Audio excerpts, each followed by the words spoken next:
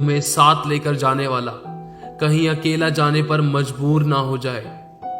वो अनंत हसीन और जन्नत सी जिंदगी पल भर में कहीं हाथों से ना निकल जाए और अपनी बुराइयों के बिस्तरों और अभिलाषाओं के बिस्तरों से जागो, हर पाप की नींद से जागो, कहीं देर ना हो जाए और अपने आप को पहचानो, अपने अभिषेक और अपनी सामर्थ को जानो।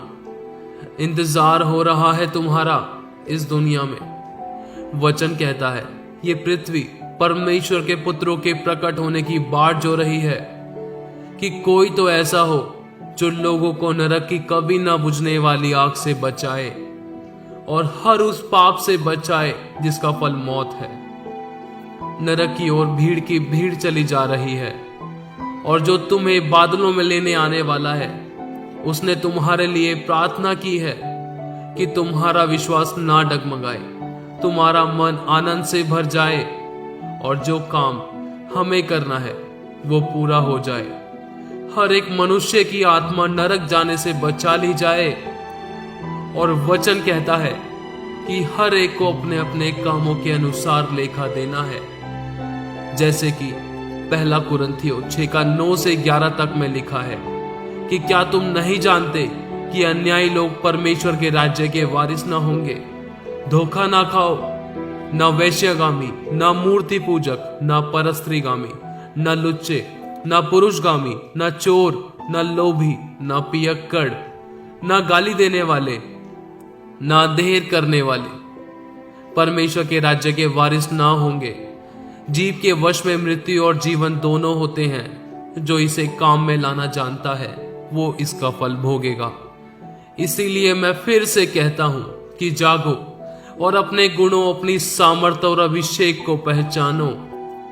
लेकिन जरूर ध्यान रखना, क्योंकि तुमने जो कभी पाया वो कभी सोचा नहीं, और जो सोचा वो कभी मिला नहीं, जो मिला वो कभी रास आया नहीं, जो खोया वो याद आता है, पर जो पाया वो कभी संभाला जाता नहीं।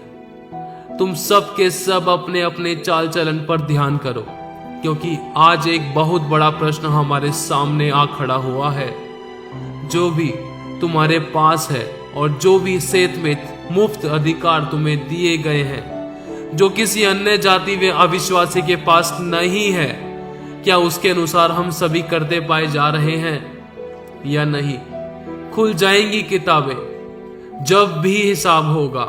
न्याय का तराजू परमेश्वर यहोवा के हाथ होगा, जहां कोई रिश्वत, सिफारिश, प्रेम, दया और माफी का शब्द नहीं सुनाई पड़ता, जहां सिर्फ हाँ की हाँ और ना की ना है।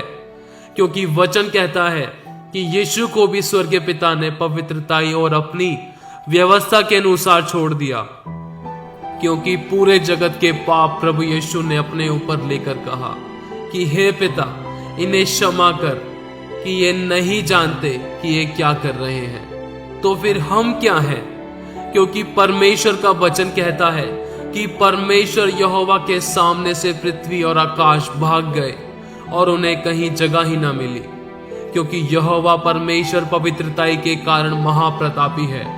उसने जीवन और मृत्यु की बातें हमारे सामने रखी है और यह भी लिखा है कि तुम जीवन ही को चुनो, मन फिराओ या नाश हो जाओ। फिर भी हमने उस पवित्र परमेश्वर के पुत्र को अपने पैरों तले रौंदा और पाप करके बार बार क्रूस पर चढ़ाया। और यह भी लिखा है कि एक धनवान जब नरक की आग में तड़प रहा था तो उसने कहा कि हे पिता, मेरे 4 भाई और हैं, उनको ये संदेश भिजवा दे, किसी मरे हुए को जिलाकर जो नरक और स्वर्ग व न्याय के बारे में सभी बातें बतलाए, तो वो पाप से मन फिराएंगे। तो पिता ने कहा कि धरती पर भविष्यद्वक्ता और व्यवस्था की पुस्तकें भी हैं, वे उनकी सुने। और प्रभु यीशु मसीह मुर्दों में से जी उठकर चिल्ला चिल्ला कर तुम्हें स्वर्ग का मार्ग बताता था, फिर भी विश्वास न किया। मैं फिर से कहता हूं कि जागो, न्याय का होना अवश्य है। धरती और आकाश टल जाएंगे, परंतु परमेश्वर का वचन कभी नहीं टलेगा। कहते हैं नासा के द्वारा पता चला कि बाइबल की 95% भविष्यवाणियां शारीरिक, आत्मिक, आर्थिक और सांसारिक रूप से पूरी हो चुकी है और अभी सिर्फ परमेश्वर का अति पवित्र स्थान, वह मंदिर का पुनर्निर्माण होना और प्रभु यीशु मसीह का दोबारा बादलों में आना, लोगों का उठाया जाना और 1000 सालों के लिए शैतान का छोड़ा जाना बाकी है। और यह भी लिखा है